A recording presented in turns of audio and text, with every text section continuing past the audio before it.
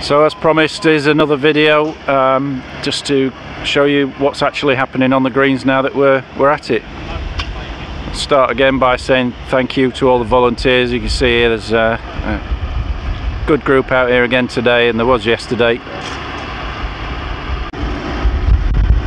Okay, so this is the machine. So you've effectively got a whiz wheel trencher underneath there.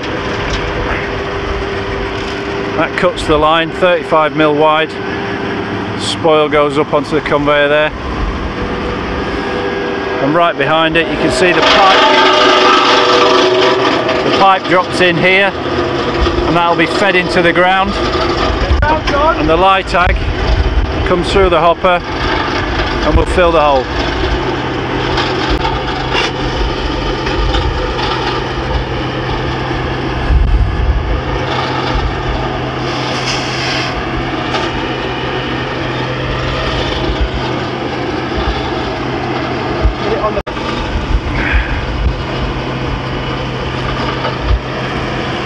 And then we have a little tidy up at this end. There's a similar process when he takes it out the other end, and then the cores on top. So after the machine has cut the line, what we do is we put the cores in from the other greens, top them up, they're being firmed into place loosely, and then tidied up after that to leave lines that look a little bit like this. And every bit of green you see as I scan across that is something that'll come back and grow. And the crucial thing with this is that all those plants that are going to come up like this, that's going to grow the right kind of grass in the line where we've previously taken it out, so it'll make sure that we get a consistent sward once we've got full recovery. These are the cores from the greens that we've hollow cored in order to create the stuff we need to refill the greens. As you can see there, the pipe's feeding itself in. As the machine goes along, we've got our volunteers coming along with more lye tag in the wheelbarrows. They just tip that into the back there with David, one of the Shelton crew. And so it goes on. Can we get away from Dave? He remembered. In between filling the lye tag and the cores, we've got what is called the LCD device, lye tag compaction device, which has been designed by Jim Bob. We haven't told Ian yet. Sorry, Ian. All that's doing is rolling the lye tag in the trench to firm it up a little bit. Good view of the ingenuity we've got going here. You can see there a lot of the soil that's coming off these greens is going to be used as a blinding layer on top of the mounds that we've got around the course. And we've got some really nice meadow grass and seed coming in for those.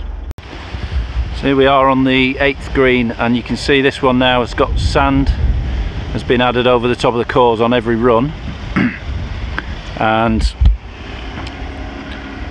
we've consolidated that sand and then just started to push it into the lines.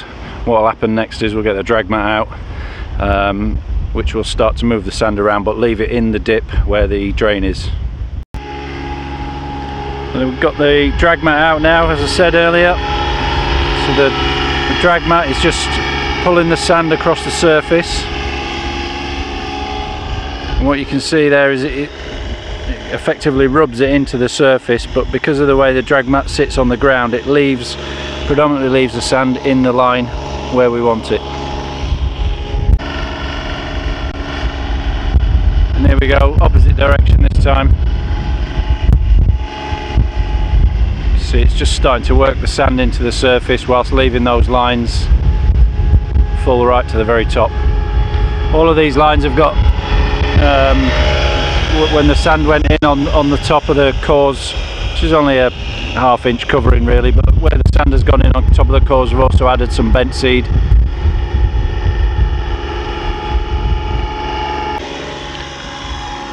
And this is what we get to. Now these lines look a bit wider than 25mm, as I've said in the previous videos. That's because as the work's been done, the edges will have just dropped off slightly.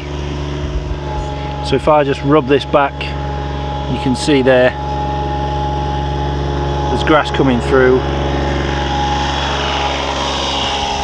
and that's your 25mm line rather than the wider version. So what will happen is the sand in this, the grass in this area and this area will come up really quickly, and it's this thin 25mm line which is going to take a little bit longer to come through. All is exactly as we expected, so far so good, I think. So that's the process done in terms of getting the pipes in the ground.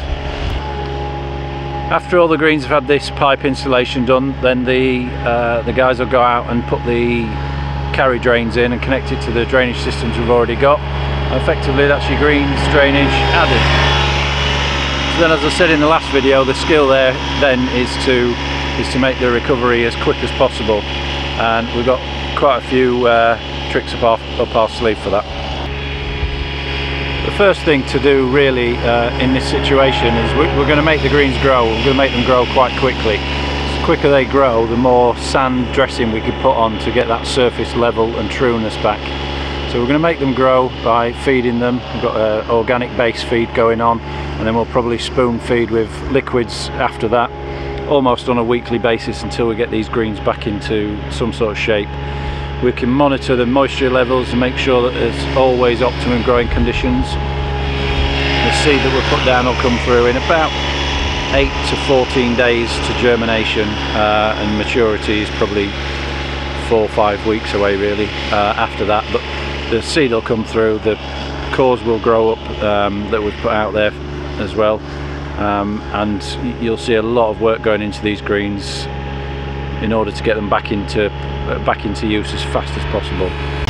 Something that you might not expect is once we've got a bit of growth coming through, we'll actually get the greens and we'll verti-drain the greens as well, and we'll lift the whole surface, make the whole soil structure soft again, and then go back on with a turf iron, and the turf iron will then level that surface back out again. Because once we've got the whole thing green, it's all about creating that surface so that these lines disappear in terms of playing golf. And we're aiming to get out there you know, as fast as possible. So far though, I think the boys have done a great job, and Shelton's as expert and professional as ever, always do a good job. So the 8th is done as far as the first process is concerned, and 14 is all but done and will be finished today, leaving 4 greens to do next week. And I haven't spent much time out here today.